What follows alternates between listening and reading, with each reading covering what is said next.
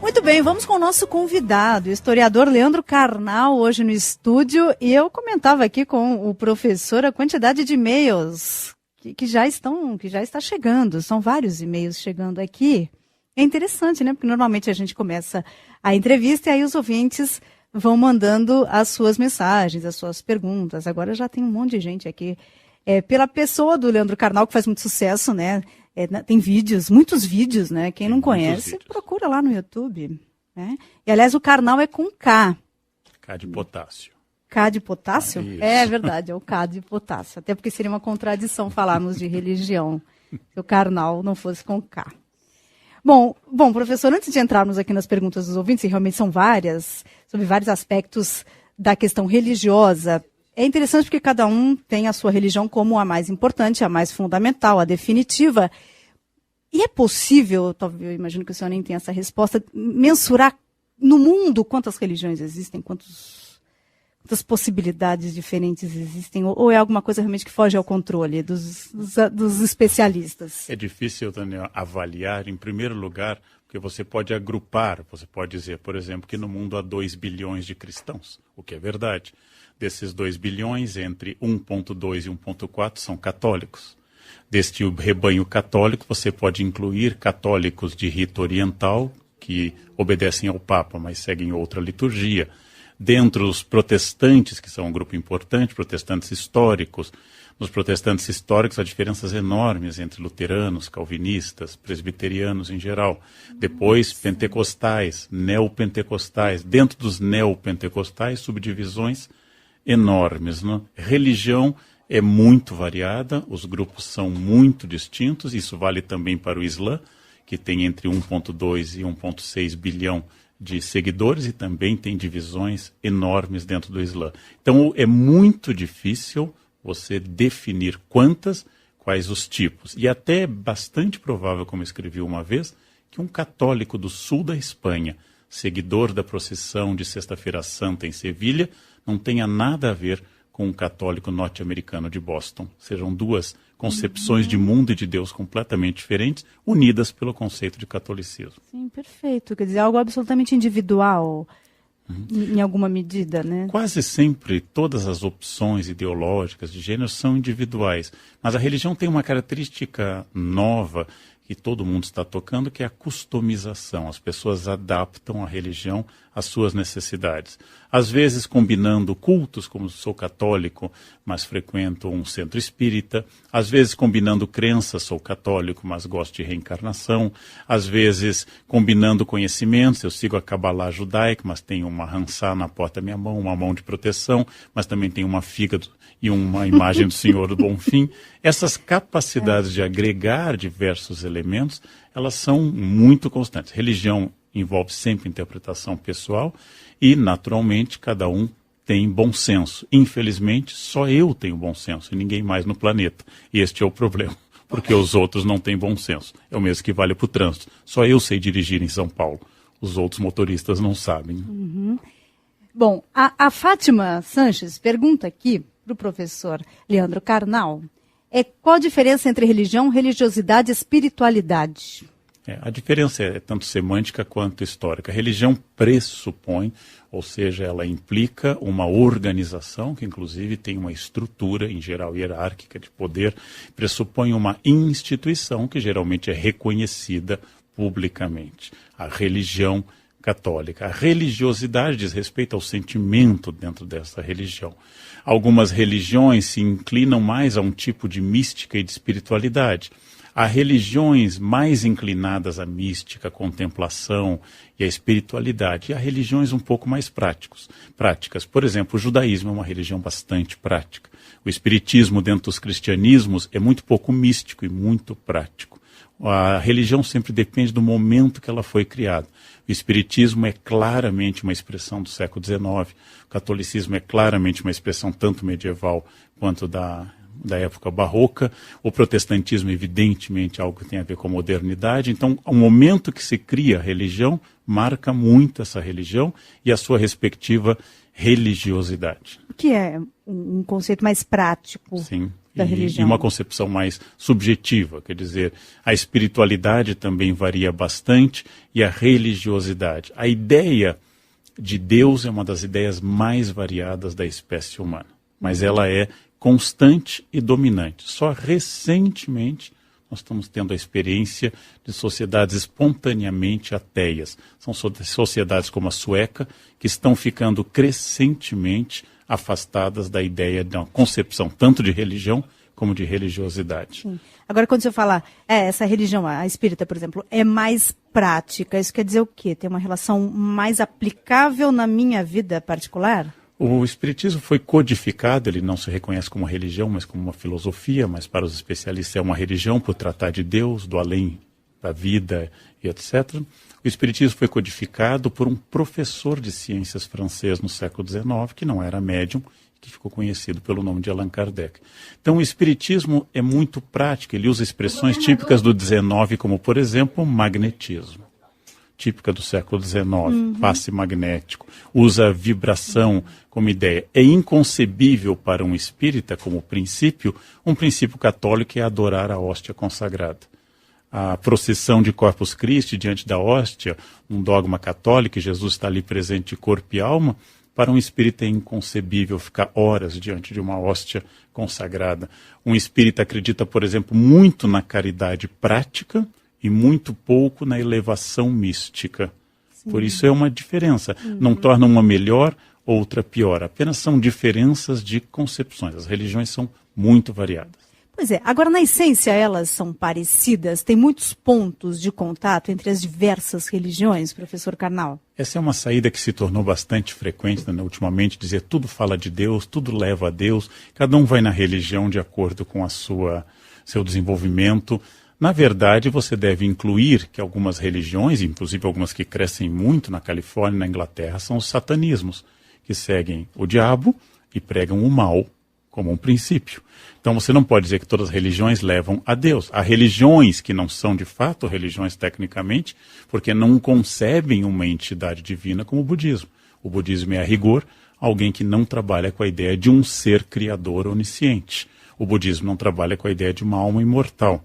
Então, as religiões são muito variadas, mas elas respondem, eu sempre estive convencido, a uma psicologia do indivíduo, da sua formação e da sua relação com o mundo.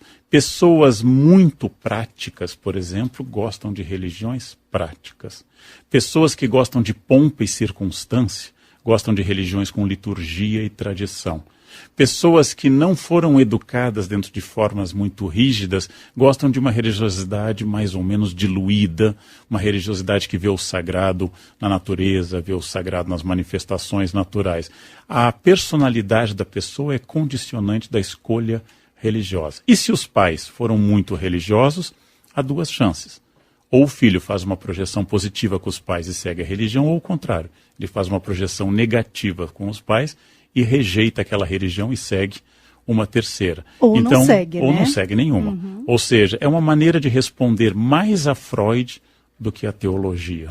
Muito mais do indivíduo e da psique do indivíduo do que de outra motivação. E a religião fala muito do indivíduo e também das sociedades, né? Fala, porque a religião é um discurso explicativo total, essa é a importância dela. Na religião tudo tem sentido, inclusive o acaso. Você não conseguiu pegar o avião, é óbvio que não era para você pegar o avião. Ou você pegou um engarrafamento e perdeu um compromisso, foi melhor para você. Não é toda religião que trabalha com esse princípio, mas ele é muito forte nas religiões. A religião explica a morte, explica a vida, o que acontece depois. A religião explica o que é certo e errado com clareza. A religião divide o mundo em coisas muito claras.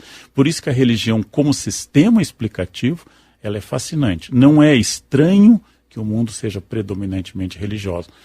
Talvez seja estranho imaginar por que algumas pessoas são ateias, porque a religião é um sistema explicativo muito amplo. E por que algumas pessoas são ateias, professor? Existem 4 características básicas de um ateu. Numericamente, a maior parte dos ateus pertence aos seguintes componentes. É um homem urbano, há mais ateus homens do que mulheres. Ele é urbano, há poucos ateus no campo. Mais ateus na cidade, ele é bem-sucedido ou com formação superior e, geralmente, ele é branco. há mais ateus entre brancos do que, por exemplo, entre grupos indígenas ou do que entre sociedades tribais. Então, um homem branco urbano bem-sucedido é mais ou menos o perfil do ateu. O ateu é uma experiência, até o momento, minoritária. Sociedades que foram obrigadas ao ateísmo, como a União Soviética, ou como Cuba atualmente, como a Coreia do Norte, ou que perseguiram religiões, o ateísmo foi imposto pelo Estado e, acabando esse Estado, a religiosidade voltou. Mas há um fenômeno novo, que é o crescimento de indiferença religiosa, que a gente chama de apateísmo e não ateísmo. Não sou contra nem a favor, muito antes pelo contrário, dizem essas pessoas, é o apateísmo, ou seja, a indiferença diante do fenômeno religioso. Ele está crescendo entre as pessoas também, ao lado de um crescimento também da religião. Porque o fato de você ser católico, por exemplo, que eu falo, sou católico, não sou praticante. Quer dizer o quê? Eu fui batizado, mas eu não sigo exatamente o que prevê. Em todo lugar em que a religião dominante confere uma identidade difusa, como no Brasil, ainda de maioria católica, ser membro desse mainstream, dessa corrente principal, é uma maneira de você simplesmente ser sem muita identidade.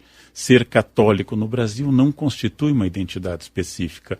Não obstante ser católico nos Estados Unidos, apesar de serem quase 1/3 da população hoje, constitui uma identidade.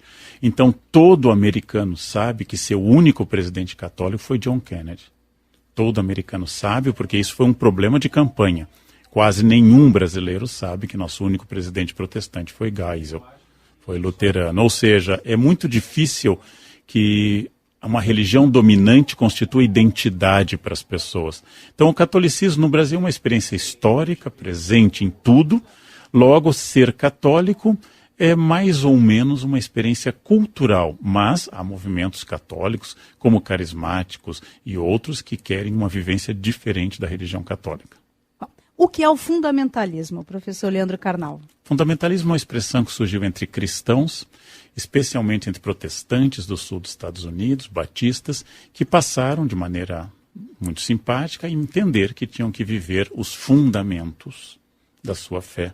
Precisavam de um culto mais centrado na Bíblia, precisavam de um culto mais pessoal e a viver de forma mais existencial esses fundamentos da fé. Não apenas serem religiosos, mas tornarem-se esse homem total, esse homem religioso, como diria o Mircea Eliade.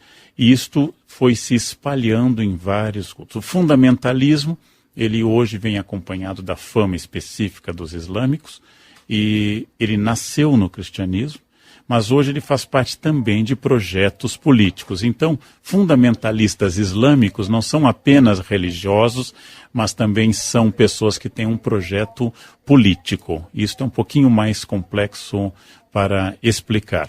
Agora, lembre sempre que fanático é o outro. Você fanático, é o certo. Eu sou o certo. O fanático é sempre o outro. É preciso lembrar que provavelmente na cabeça de um guerrilheiro de qualquer religião, que se explode, ele está cumprindo uma vontade de Deus. Sim. E está fazendo o bem e está levando este bem. Isto está na cabeça de um fundamentalista sunita do Estado Islâmico, isso está na cabeça do presidente Bush, que bombardeou o Iraque em busca de armas de destruição em massa, que o Bush é um modelo de fundamentalista cristão também. Sim. Quer dizer, o fundamentalismo nessa origem é levar ao pé da letra o que diz os mandamentos, né? No caso fundamentalista islâmico, leva o Corão ao pé da letra. Aí já vem os problemas, né? Porque a maioria do Islã é sunita, ou seja, segue uma determinada explicação do Corão e da Suna. Uma minoria é xiita, existem movimentos como o arabismo que são totalmente distintos. O grande problema das religiões é o que seguir ao pé da letra. Então, quando alguém invoca, você não pode adorar imagens, por crítica protestante aos católicos que respondem que não adoram, só veneram. Você não pode adorar imagens porque na Bíblia é uma proibição clara no Antigo Testamento contra a idolatria, o que é absolutamente verdadeiro. Os católicos defendem dizendo que não adoram, apenas veneram as imagens. Porém, no Antigo Testamento também é uma proibição de usar 2 tecidos, seda e lã, algodão e seda. Isso é pecado no Antigo Testamento. No Antigo Testamento, uma mulher menstruada tem que ser afastada do grupo e depois tem que ser purificada. No Antigo Testamento é possível apedrejar pessoas. No Antigo Testamento é possível ter escravos. No Antigo Testamento, há vários elementos que você tem que rejeitar. Então fica o problema, como viver e selecionar esta regra, não vai adorar nenhuma imagem e não viver as outras regras. Essa é uma questão muito complexa. Um autor que escreveu um livro tentou viver em Nova York cumprindo todos os mandamentos da Bíblia. Nossa! E quase enlouqueceu, mas ele faz uma experiência de 1 ano cumprindo todos os mandamentos. Até porque, como é um livro escrito ao longo de muito tempo por muitos autores, há contradições a este respeito. Sim. 2 questões. A primeira, se na Bíblia, no Velho ou no Novo Testamento, tem menção direta à questão da homossexualidade? Existem menções diretas no Antigo Testamento, tanto Levítico como outros trechos, chamam a expressão de sodomia, isso é uma expressão de não te deitarás com outro homem como se fosse uma mulher, isso é uma abominação, cita literalmente.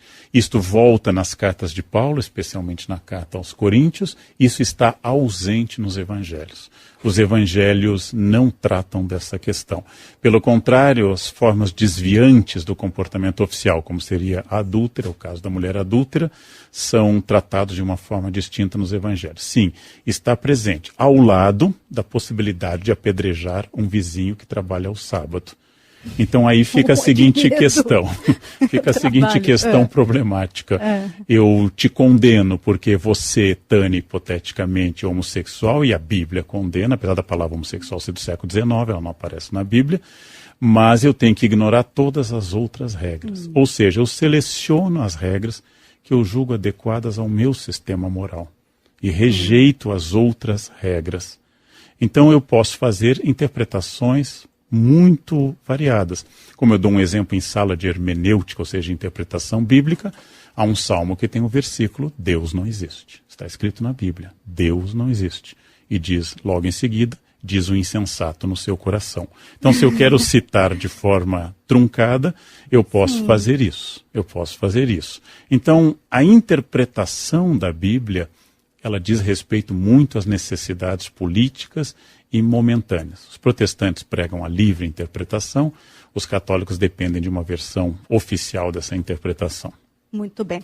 Bom, eu vou ter que fazer o repórter CBN. Na volta eu vou te perguntar também sobre uma outra questão, que é a jihad. Se a jihad de fato é prevista no Corão, não, se há uma linha aí mais belicista no islamismo. Daqui a pouco, então, a gente volta com o Leandro Carnal. Também vou fazer as perguntas dos ouvintes, são várias as perguntas dos ouvintes para o historiador Leandro Carnal, hoje aqui conosco, falando sobre religião, espiritualidade, fundamentalismo, conflitos religiosos. Voltamos, então, com o historiador Leandro Carnal, professor da Unicamp, especialista em história das religiões. Estamos aqui falando sobre as religiões, espiritualidade, fundamentalismo, conflitos religiosos. A jihad, a guerra santa, é prevista no Alcorão? Quer dizer, o que justifica algumas pessoas dizerem que o islamismo é uma religião que prega a violência. Faz algum sentido, professor? Referências à violência são muito abundantes na Bíblia, especialmente no Antigo Testamento.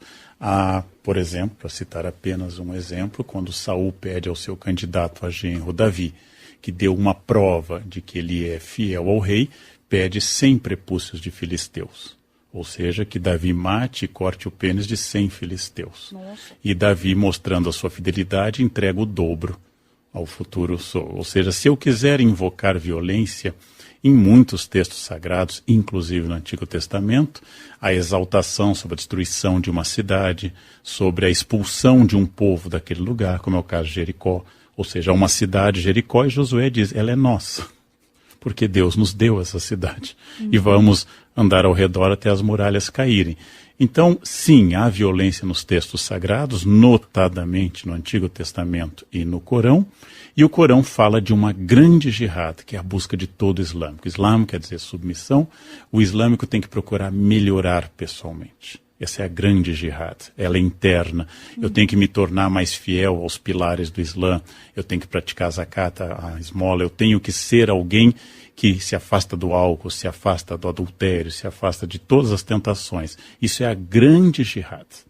A pequena jihad, que está prevista no Corão, é a guerra defensiva contra o ataque à religião. Ela tem que ser autorizada por um homem religioso, por um imã, por um sacerdote, entre aspas, islâmico, ela tem que ser autorizada, ela é só defensiva e ela só dura enquanto houver ataque à religião. E ela nunca pode atingir mulheres e crianças, apenas guerreiros. Então, dentro do Corão, quem se atira nas torres gêmeas, matando todos, mulheres, crianças, etc., descumpre uma norma fundamental também do Islã. Mas essas são questões complexas. Sim, há referências ao uso da espada e há referências também ao uso da violência no Antigo Testamento. Certo, muito bem. O Ezequiel Alves pergunta aqui para o professor Leandro Carnal, por que judeus e muçulmanos não se entendem? Bem, é uma questão complexa, né? Os judeus também não se entenderam com os católicos, foram perseguidos, queimados pela Inquisição. Os judeus foram protegidos pelos islâmicos durante a Alta Idade Média. A região mais tolerante do planeta, por exemplo, era Córdoba, na Alta Idade Média, no sul da Espanha, na Andaluzia. O ecumenismo, ou seja, a convivência pacífica em religiões, geralmente acontece depois que as religiões não conseguem impor sua hegemonia. Depois de tentarem impor muita hegemonia sobre um grupo, de tentarem eliminar o outro grupo e não conseguirem, as religiões passam a falar em convivência pacífica. Há religiões nas quais o pacifismo é um eixo constitutivo, é o caso do jainismo na Índia. Há religiões onde há momentos de pacifismo e momentos também de agressão, que é o caso clássico do cristianismo. O cristianismo embasa as cruzadas, o cristianismo embasa a Inquisição, o cristianismo embasa até propostas racistas da Ku Klux Klan no sul dos Estados Unidos, todas invocando Deus, a Bíblia e o direito. Ou seja, eu posso fazer sempre do texto, que obviamente, especialmente o Evangelho, é contrário à violência, eu posso fazer que ele sirva ao meu propósito. Na verdade, é esta sempre o lado humano, demasiado humano, como diria Nietzsche, da nossa interpretação. Eu seleciono o que é conveniente. Ou, como lembra Agostinho, quem acredita em umas partes da Bíblia e não acredita em outras, acredita em si e não na Bíblia. Pois é, e aí nós selecionamos o que nos interessa na Bíblia de acordo com as nossas convicções para reforçá-las. E uma vez que estamos nos baseando em palavras, né, divinas, afinal de contas, né, estamos falando de escrituras, isso só reforça as nossas convicções? Reforça. A religião é um guarda-chuva poderoso para eu colocar coisas como nacionalismo e, inclusive, coisas muito positivas como o fim da intolerância e fim da violência. Eu queria sempre ressaltar isso que eu venho dizendo há anos na universidade, escrevendo. A religião não é nada em si. A religião não é algo que a priori, ou seja, antes de tudo, existe. Vai dizer, a religião é reacionária, conservadora? Sim, ela pode ser. A religião é revolucionária? Sim, ela pode ser. A religião provoca coisas contraditórias. Uma coisa que eu insisto, a TFP, Tradição, Família e Propriedade, teve uma origem muito ligada à Igreja Católica e a bispos conservadores como Dom Geraldo Proença Sigor. Agora, o MST, o movimento que prega a distribuição da terra, é muito ligado à Igreja Católica e está ligado à Pastoral da Terra com Dom Tomás Balduino. Então, a religião estimula a posse da terra ou estimula a sua divisão? A religião é a favor do Estado? Isso é histórico. Os Estados usaram a religião, mas a religião foi usada pelos rebeldes ingleses contra o rei Carlos I Stuart na Inglaterra para derrubá-lo. A religião foi invocada por protestantes americanos durante a sua independência como uma justificativa de direitos dados por Deus, direitos sagrados e impossíveis de serem retirados. A religião faz com que algumas mulheres sejam submissas e a religião está na base de alguns feminismos também. Ou seja, a religião é um signo aberto. Em si, ela só é um reforçador de convicções pessoais e de dar uma pretensão metafísica, dizendo de uma forma mais fácil, ela dá um reforço porque aquilo que eu quero, eu estou convencido que está na Bíblia e que Deus quer também que eu queira. Isso dá naturalmente uma autoridade enorme tanto, né? à minha postura, do que dizer que é por birra, que eu faço aquilo. Sim, porque eu tenho uma conexão direta com Deus. Eu estou entendendo o que ele está querendo dizer. E o outro não. É interessante porque não são todos que têm essa visão intolerante com a outra religião, mas geralmente o religioso é excludente.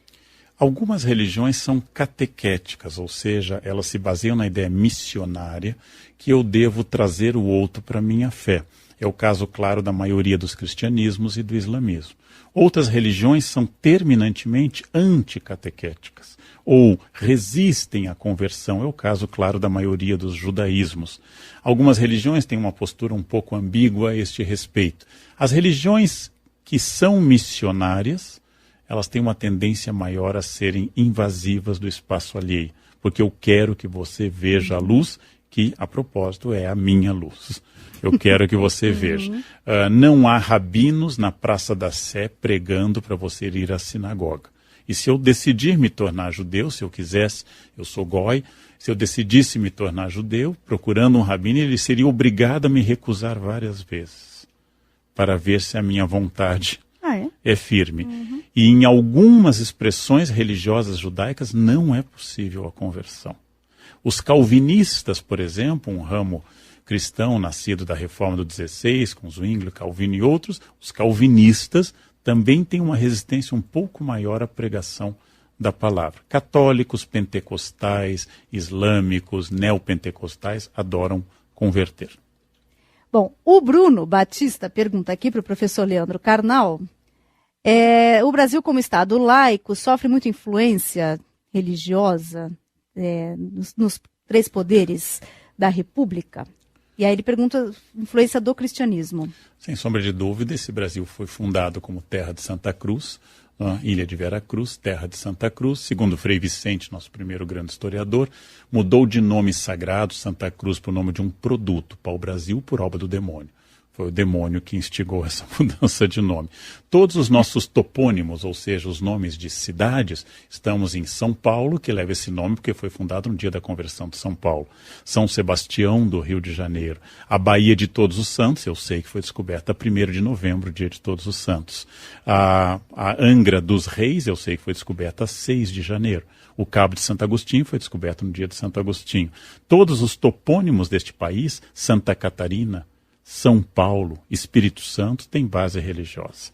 A religião está na base constitutiva da cultura e da história brasileiras. O Estado é garantido pelas constituições republicanas como um Estado que não tem um credo, mas também não é definido como antirreligioso. Aí vem os debates sobre o crucifixo, por exemplo, no Congresso, sobre o qual já me pronunciei várias vezes. Não é um problema grave. Não é o problema mais grave do Congresso. Aliás, o Anderson cita aqui a crescente bancada dos deputados religiosos, né? No caso aqui são os evangélicos, né? Que têm crescido bastante. O Congresso brasileiro é o espelho da nossa sociedade. Aliás, é um excelente espelho da nossa sociedade. Então, a existência de bancadas evangélicas identificadas com profissões pentecostais e neopentecostais é fruto do fato que a sociedade brasileira tem uma parcela expressiva, pelo menos 1/4 da sua população, inclinada a grupos grandes e sólidos que são pentecostais e neopentecostais. Essas bancadas representam essa diversidade. Então, dentro de um sistema democrático, as pessoas se organizam e expressam. Não é tão inimigo de uma democracia como haver uma bancada também ruralista, como haver uma bancada representante da Fiesp, como haver uma bancada representante de diversos grupos e interesses. Porque a sociedade brasileira é contraditória, desigual, logo ela tem expressões no Congresso contraditórias e desiguais. Não é contraditório haver um deputado como Jean Willis representando um grupo LGBT pelo PSOL e haver um deputado que representa, por exemplo, uma igreja evangélica. Esse debate é bom para a democracia. Seria estranho que o Congresso não tivesse religiosos. Sim, mas a moral religiosa, seguindo como um orientador do deputado, do político, enfim, é um bom guia? Este é um problema, porque a moral religiosa naturalmente é de foro íntimo. Eu posso perfeitamente acreditar, e eu tenho direito, e há sólidos motivos exegéticos, ou seja, bíblicos para isso, que determinada concepção de família seja a única possível.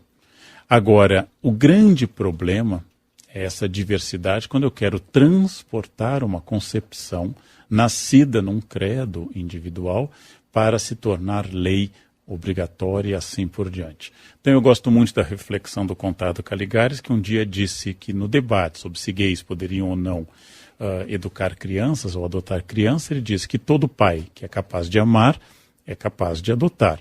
E que o único grupo que não deveria adotar seria o grupo que não dá à criança liberdade de escolha. Então seria muito mais o religioso fundamentalista do que o casal homoafetivo. Esse que deveria ser proibido de adotar, porque a criança não terá escolha. Ah, mas o filho de um casal gay será gay. A sexualidade dos pais não determina dos filhos, senão não haveria gays, porque todos os pais são heterossexuais.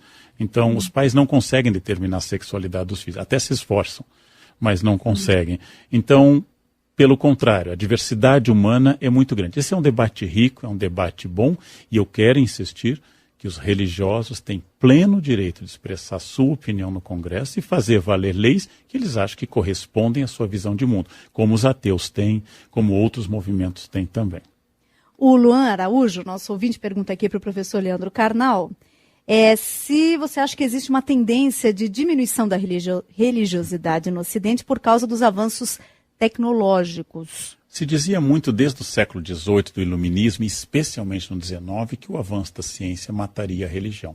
Em alguns momentos do século XIX, parecia exatamente que o liberalismo político, que a revolução científica, as vacinas e outras coisas, elas fariam a religião perder seu foco. E em alguns momentos do século XIX, isso de fato parecia estar acontecendo. Hoje nós temos certeza que isto não é uma relação de causa-efeito. Uma sociedade como a norte-americana, onde há um avanço muito grande da ciência e da tecnologia, é uma sociedade, por exemplo, que está voltando a incluir nos livros didáticos a teoria criacionista. E está colocando, pelo menos ao lado de Darwin, às vezes excluindo o evolucionismo, a teoria criacionista ou sua variante de design inteligente. Ou seja, essa ideia de que o progresso intelectual afasta a religião, ela não é verdadeira. Primeiro que parte de um preconceito contra a religião, que quem é religioso é estúpido, ou não tem formação. Há grandes doutores nas universidades, muito bons, que são religiosos.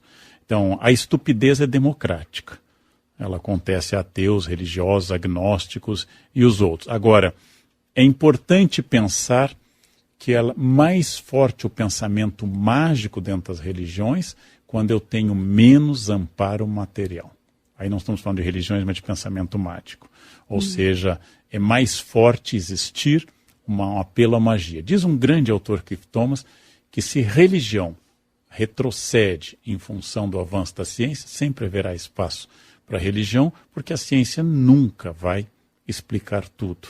E nem seremos nós todo-poderosos e eternos. Então, sempre haverá um espaço para o mistério e para a religião. A religião vai muito bem, ela está em expansão neste momento, em quase todos os lugares, menos em focos específicos, como a Escandinávia. A Maria Tereza pergunta exatamente o que é considerado uma religião. Quer dizer, uma religião pressupõe uma doutrina, a pessoa pode ter uma espiritualidade, ter lá os códigos dela e não seguir uma religião específica? Todas as pessoas têm uma espiritualidade. Mesmo aquele que frequenta a missa todos os domingos e é um católico dito praticante, não sei se necessariamente ele incorpora todos os dogmas católicos. Se você entrevistar alguns católicos e perguntar, você acredita de fato que o Papa é infalível, ou seja, o dogma de 1870, Pio IX, você acredita de fato que Maria subiu ao céu de corpo e alma, dogma de 1950 do Papa Pio XII, você acredita de fato que Jesus era Deus, ou seja, criador também de todas as coisas e eterno, como diz o Concílio de Nicéia em 325, se você começar a explorar os dogmas católicos, as pessoas, não, eu sou católico, mas eu sou a favor da camisinha, da pílula anticoncepcional, acho o Papa um homem como outro qualquer. Isso acontece em praticamente todas as religiões. Acontece que algumas religiões, como o judaísmo, não interpretam a necessidade de uma centralização de crença. O judaísmo, por exemplo, considera um judeu alguém que segue o código kasher alimentar, ou seja, segue a Bíblia quanto aos alimentos, não misturar leite e carne, não comer alimentos impuros, etc. E também é judeu quem não segue um código kasher. Agora, em determinados momentos, quem não seguia a autoridade de um bispo ou de um papa era excluído, era um excomungado. Não é que o judaísmo também excomungou, por exemplo, Spinoza foi excomungado da sua sinagoga, mas há religiões que têm mais centralização e há religiões que pressupõem uma maior autonomia dos indivíduos. O Lorival Júnior foi seu aluno, professor Carnal. Te parabeniza, enfim, muitos elogios aqui. Aí ele pergunta aqui a diferença de candomblé e umbanda. Bem, tradicionalmente o candomblé está ligado a expressões africanas, especialmente da cultura nagô e outras da Nigéria. Tem a ver com um tipo específico de migração da África forçada, que foi a barbárie da escravidão. A Umbanda nasceu dentro de uma expressão totalmente diferente. Para alguns e não para todos, ela é uma versão do espiritismo kardecista, ou seja, que o espiritismo kardecista, bastante elitizado na fonte, o kardecismo é uma das raras expressões que não nasceu na base, mas nasceu no topo, ou seja, nasceu entre intelectuais e foi descendo, enquanto que a Umbanda teria surgido para alguns em Niterói, quando numa sessão espírita alguém incorporou um caboclo, enquanto os outros liam em francês textos de Kardec. Ou seja, mas há uma outra fonte que acha que a Umbanda é um pouco mais autônoma do que isso. Em todo caso, a Umbanda tem um discurso bastante forte de livros, haja vista que em São Paulo nós temos uma faculdade de Umbanda. Temos uma faculdade de Umbanda. O candomblé também é alvo de muitos estudos de antropólogos famosos que fizeram sua carreira na Bahia, antropólogos franceses em particular, mas a Umbanda tem muita bibliografia e tem até uma faculdade reconhecida de Umbanda. Professor, eu vou precisar fazer um intervalo. A gente pode estourar mais um pouquinho depois das 10? Podemos. Prometo que não vou atrasar muito o seu horário de sono. O professor, antes do programa, disse assim, para mim o mundo ideal é dormir às 10 horas da noite, mas eu nunca consigo, e hoje ele não vai conseguir de novo. Muito bem, então nós vamos estourar mais um pouquinho aqui com o professor Leandro Carnal, tem muitas questões de ouvintes. Nós conseguimos segurar mais um pouquinho aqui o professor Leandro Carnal respondendo as dúvidas dos ouvintes aqui sobre religião, e são muitas as dúvidas. Se eu for ler todas as perguntas, nós vamos ficar com o professor Carnal até mais ou menos 1, 2 horas da manhã. Então vou dar uma selecionada aqui, peço desculpas aos ouvintes. O Helder Rodrigues pergunta se o senhor tem um projeto em parceria com o professor Clóvis de Barros Filho. Sim, nós gravamos um livro sobre felicidade, na verdade um debate que foi gravado e se transforma em texto que deve sair agora, no máximo daqui a 1 mês ou 2, sobre felicidade. É uma coleção que debate grandes temas através de um debate. Acho que o resultado vai ficar muito interessante. Muito bem. O Paulo Ross pergunta se há religiões que valorizam o outro, a diversidade, a diferença.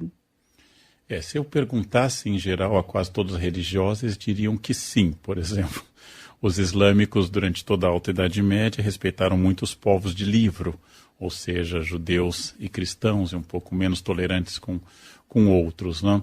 A Igreja Católica vai dizer que hoje ela chama o ecumenismo e assim por diante.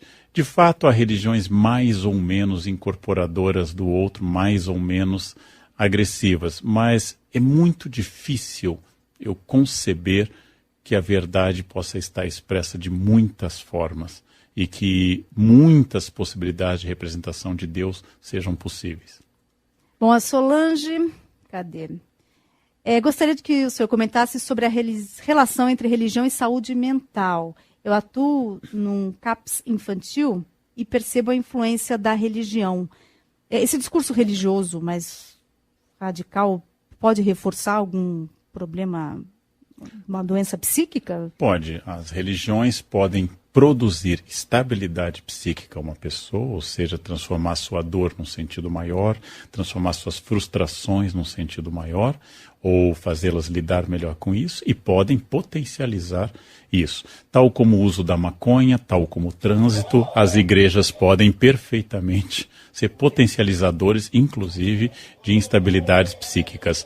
Mas não dá para dizer de forma nenhuma que seja particularmente a religião a indutora de distúrbios mentais. Ou pelo menos não mais do que a universidade. Quem vive dentro da universidade sabe que às vezes a universidade é um manicômio. Mas todas as grandes instituições, empresas e religiões têm esse potencial.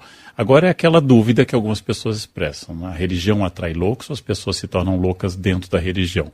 Mas eu quero insistir que a religião também é um elemento de estabilidade pessoal e mental para muita gente. Sim, porque ela, de alguma forma, aplaca a nossa angústia existencial mais profunda. Ou pelo menos é uma busca, né? Pelo menos busca, pelo menos dá um sentido, remete a uma dimensão, pelo menos do sentido, já que aceitar a vida como sem sentido direto ou prévio é um pouquinho mais complexo, um pouquinho mais complicado. A religião, de fato, dá essas respostas, e essas respostas vêm com um embasamento histórico e teológico que, de fato, atende ao seu público. Daí o sucesso das religiões, né?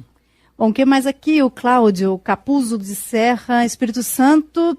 Podemos dizer que há confrontos religiosos no Brasil?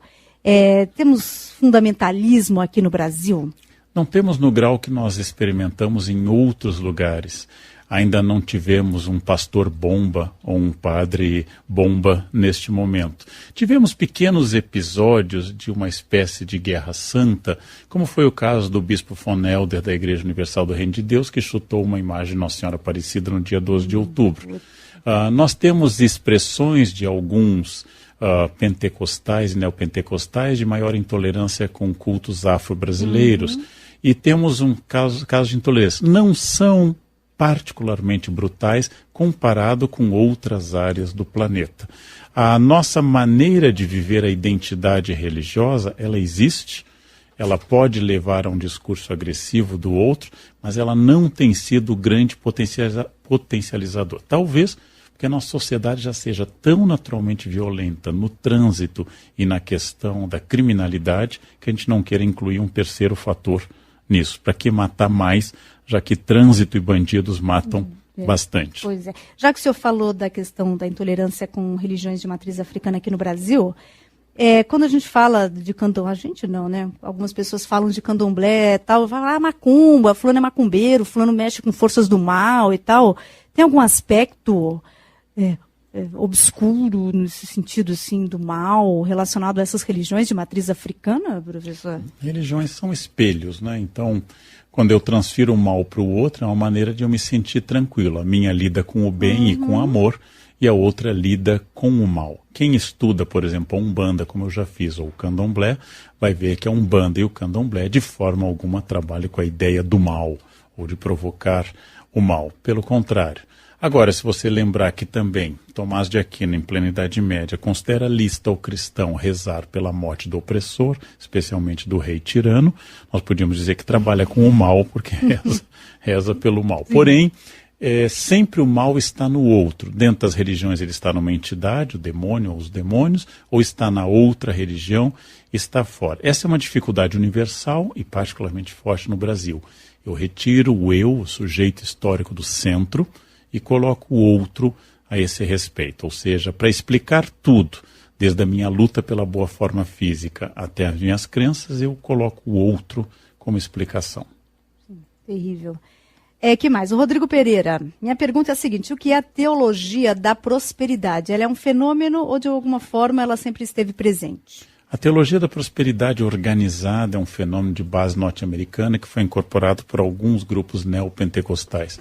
Enquanto que a religião tradicional falava muito do sofrimento, a religião católica identificava como modelo pobre, apesar de ser uma instituição rica. E a teologia da libertação falava de uma luta para acabar com um grupo de ricos. Houve, a partir da década de 70, um crescimento com pastores televisivos americanos, e notavelmente no Brasil, da ação do bispo Edir Macedo e de outras igrejas hoje, como também a Renascer em Cristo, que insistem numa outra visão. Jesus quer a sua prosperidade material, sua estabilidade pessoal. Jesus quer a sua felicidade no casamento e quer que você cresça. Então, muda-se o foco e passa-se a levar a igreja também casos de sucesso de pessoas que, por exemplo, ao encontrarem Jesus, saíram do Serasa. Então, isso é um discurso novo, né? O Senhor é meu pastor e meu nome está limpo. Essa ideia é uma ideia que, de fato, tem uma base. Imagina que você seja um homem que bebe com frequência, tem outras mulheres e vive uma vida fora do padrão desejado. De repente, você encontra uma igreja e um espaço de identidade, você para de beber. Você para de gastar com outras mulheres, passa a se focar na família e no trabalho. E aí você encontra a prosperidade, que você pode atribuir a Jesus ou ao seu novo hábito. Funciona como um imigrante, que no Brasil faz um pouco menos, aí vai para os Estados Unidos, vende pizza, lava prato, corta grama, dorme com 15 outros, não gasta nada e diz, viu, aqui nos Estados Unidos a gente progride. Eu atribuo sempre ao outro isso. Né? Sim. O Ivan Marra pergunta aqui, a conexão com Deus necessariamente precisa ser mediada por uma religião? Não, obviamente não, especialmente os místicos, por exemplo, a tradição sufi do islamismo, uma certa tradição racídica no judaísmo, os místicos, os santos do deserto no cristianismo também, eles são especificamente uma relação direta com Deus. Deus fala através dos profetas, de forma muito direta, profetas que denunciam a sociedade como Amós, ou que profetizam como Daniel e Isaías, e essas imagens são de uma relação bastante direta, fora os santos, como o próprio Paulo, que pela tradição foi elevado aos céus, ou como o profeta Maomé, que teve também uma al-Aqsa, teve uma elevação, que ele sonhou essa elevação que teria sido o contato dele direto com a expressão divina. Essas ideias mostram que, apesar das instituições religiosas, a religião é um fenômeno muito mais amplo do que isso, e a relação individual com a sua concepção de divindade é muito forte. Muito bem. Tem alguns ouvintes perguntando se Deus existe. Se o professor Leandro Carnal tivesse essa resposta, eu já teria aberto a entrevista fazendo essa pergunta. O professor vai ter a resposta individual dele. Então eu vou responder de uma forma técnica, né? Obviamente Deus existe para a maioria dos religiosos, mas só para você pensar como isso é complexo, existe uma corrente teológica muito sólida e muito antiga, teológica, não de ateísmo, a gente chama por um nome complicado, teologia apofática, no qual eu digo, não, Deus não existe, porque existir é próprio dos seres. Você, Tânia, existe e eu existo. O universo existe, a Via Láctea existe, Deus não existe. Deus está além da existência. Porque se Deus existisse, ele não seria Deus. Se Deus fosse um ser todo-poderoso, ele não seria Deus. Deus é além do poder, porque Deus não é o ser mais poderoso do mundo, ele está além do poder. A teologia apofática diz que eu jamais vou conseguir compreender Deus, porque se eu compreendi é porque não é Deus, porque Deus é maior do que a minha capacidade de compreender. Então até alguns religiosos contemplam a possibilidade de você apenas se comunicar com esta força, que nós chamamos grosso modo de Deus, sem conseguir muito defini-la, apenas sentir, sem estabelecer limites ou possibilidades. A gente chama de teologia apofática, que é uma certa negação de Deus dentro da fé. Bacana. Nossa, e é a negação, mas uma afirmação e tanto, afirmação, porque tenta escapar dessa concepção tribal que Deus apenas é o topo da pirâmide alimentar. Ou seja, Deus seria a orca e nós o plâncton. Se Deus fosse a orca, ele seria um ser igual a mim com mais poder. Então Deus tem que ser maior. Um filme atual que está passando, um filme belga, Novíssimo Testamento, ironiza Deus como um senhor sádico no computador fazendo jogos, né? Mas a teologia apofática, ela fala muito de uma transcendência absoluta da ideia de Deus. O Gleison Borges diz que depois que ele conheceu a teoria da evolução de Darwin, ele passou a ser ateu. Bem. Aí ele pergunta, Darwin matou Deus? Nietzsche também já tinha matado, né? Agora, existe uma ideia muito boa, né, quando se diz Deus está morto, uma frase que Nietzsche repetiu mais de uma vez, e aí tem a resposta de Deus, Nietzsche está morto. Ou seja, a teologia da morte de Deus ela é típica do século XIX, ela não é mais muito debatida como foi no século XIX. Existem muitos religiosos, eu vou citar um grande jesuíta, Teilhard de Chardin, que estudou a evolução, compartilhou das teorias darwinistas e outras, e não vê qualquer contradição entre uma natureza ordenada a partir da evolução, que para ele é ordenada por Deus, do que uma natureza ordenada a partir do criacionismo. Existem muitos que interpretam que é possível ler a Bíblia como uma grande metáfora cujo objetivo é dizer Deus é o responsável por tudo, não que ele tenha feito nessa ordem em 6 dias, mas ele é o responsável por tudo, e nenhum dia pode representar um espaço de 24 horas. Ou seja, essa ideia é aquilo que os judeus, em particular, ao praticarem dentro da tradição da Kabbalah ou do registro do Talmud, que é a verdadeira interpretação do texto, e não a fidelização à letra, ou seja, a prisão à letra, a tentativa de ir além da interpretação. Isso existe também em religião. Só para dizer ao nosso caro ouvinte que é possível ler A Origem das Espécies, livro fundamental do século XIX, e é possível permanecer religioso também. Certo, muito bem. O Érico pergunta se religião e livre-arbítrio seriam excludentes. Várias religiões enfatizam o livre-arbítrio, inclusive a católica. Outras diminuem um pouco o livre-arbítrio, pressupondo que a onisciência de Deus, ou Deus sabe tudo o que vai acontecer, tira um pouco da minha capacidade de agir. É aquilo que Sartre reclama, dizendo, ou Deus existe, eu sou escravo, ele cita Dostoiévski, ou Deus não existe, eu sou livre. Livre-arbítrio é um princípio que foi dado a alguns seres criados, como o próprio demônio, e como os próprios homens, de escolherem entre o bem e o mal. Qual é o sentido disso? O livro de Jó, que é um dos mais antigos da Bíblia, especialmente alguns capítulos de Jó são mais antigos que a própria Torá, o livro de Jó dá uma resposta no discurso de Jó a Deus. Né?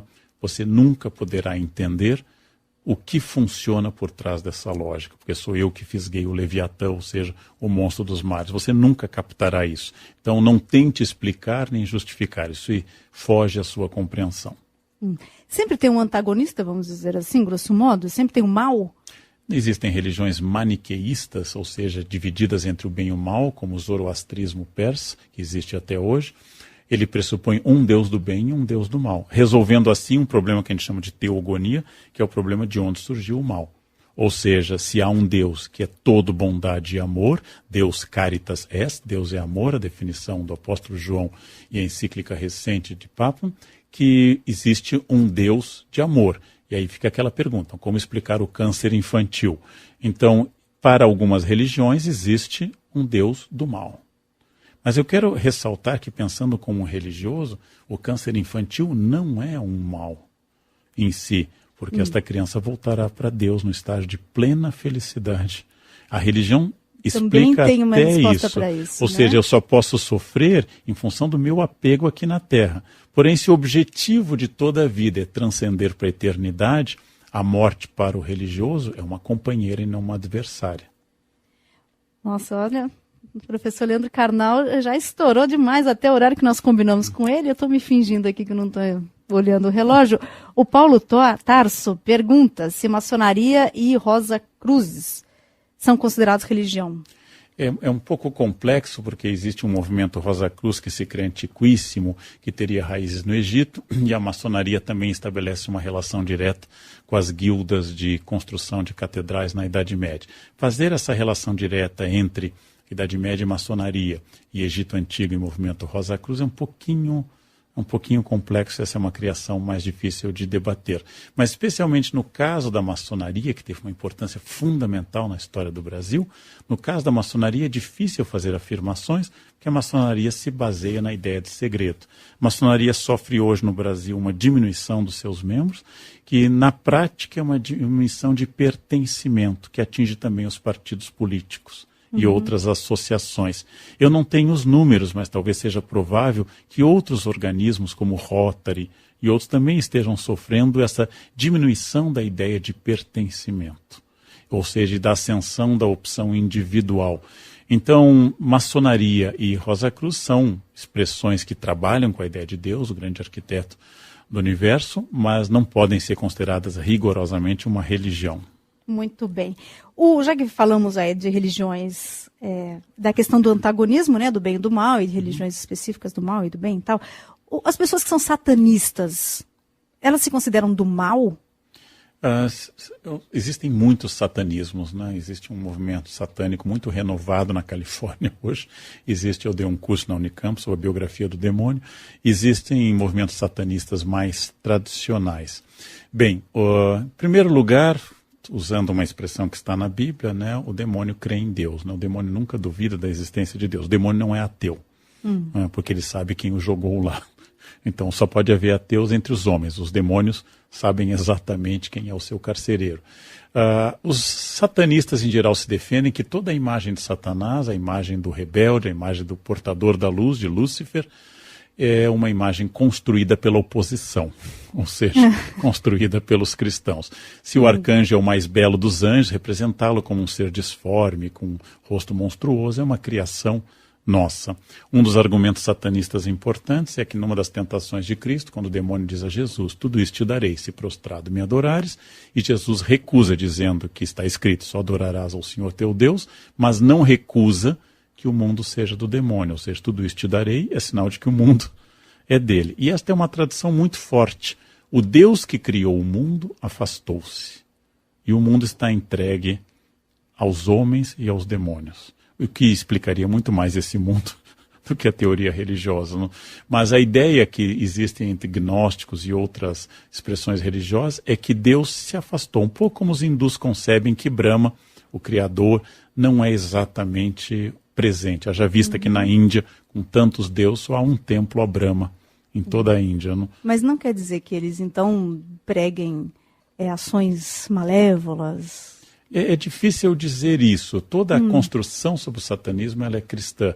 A missa negra, a missa sobre o corpo de uma mulher nua, isso é muito parecido com servir sushi sobre uma mulher nua na televisão também. Ou seja, aquilo que eu sempre digo que o demônio talvez tenha se afastado deste mundo porque a concorrência com os homens está desleal. Ele acha que ele não tem mais nada a oferecer depois das experiências como Auschwitz. O demônio deve estar envergonhado e pensando que as maldades que ele pensou são tão pequenas comparativamente. Somos capazes de cada coisa. Bom, fechando aqui então, professor Leandro Carnal, já que falamos de conflitos religiosos, de tantas atrocidades cometidas em nome da fé, né? Estamos vendo aí o Estado Islâmico agindo. O Giovanni do Nascimento pergunta aqui, a religião mais ajuda ou mais atrapalha a sociedade, considerando tudo? Eu quero sempre enfatizar que a religião é rigorosamente um signo aberto, significando que ela serve a qualquer propósito que você queira. Pode ser o propósito de controle social e pode ser o propósito revolucionário. Pode ser o propósito da paz ou o propósito de promover a guerra. Você pode melhorar as pessoas através do instinto religioso, no sentido de torná-las mais solidárias. E pode fazer da religião uma base para você, por exemplo, dizer que a terra é sua, que outro povo de outra religião não tem direito àquela terra. O grande problema é que a religião é aberta e, como tal, ela serve para qualquer coisa. Como seria uma sociedade inteiramente sem religião? É muito difícil responder, porque ela não existe até hoje. Não? Agora, que experiência nós temos do século XX? Grandes líderes ateus como Stalin e Mao Tse-tung mataram milhões. Hitler e Mussolini eram de origem católica, ambos. Há gente que mata em nome de Deus, cruzadas. Há gente que mata em nome do ateísmo, como a União Soviética, que demoliu igrejas, como a do Salvador, e perseguiu religiosos. Eu acho que nós somos bons e maus independente das religiões. As religiões apenas dão nome, potencializam e canalizam coisas. Mas é um pouco mais da natureza humana porque nós matamos porque gostamos de matar. E não porque exista um Deus do bem ou do mal instigando a isso. Então, eu acho que a religião é fundamental para explicar o mundo. E como se diz, Deus terminará, quando o homem desaparecer, terminará Deus para a crença de quem não é religioso. Mas será bem próximo, ou seja, porque são duas coisas muito ligadas na nossa cultura. Muito bem. Nossa, que aula, hein, professor? Muito obrigada mesmo pela sua presença. Agradeço, Tânia, e a paciência dos ouvintes de ouvirem nessa noite essas explicações. Maravilhoso. Aliás, os ouvintes adoraram, tem muitos e-mails. A Carla Vanessa pergunta como eu posso ouvir. Daqui a pouquinho eu vou disponibilizar o link da íntegra da entrevista com o professor Leandro Carnal. Vai ficar no site da CBN, vou colocar também nas redes sociais. O historiador Leandro Carnal, que é professor da Unicamp, é um especialista em história das religiões, nos falando sobre as diversas religiões, sobre espiritualidade, sobre fundamentalismo, sobre conflitos religiosos. Agradeço demais também aos ouvintes que mandaram as suas perguntas.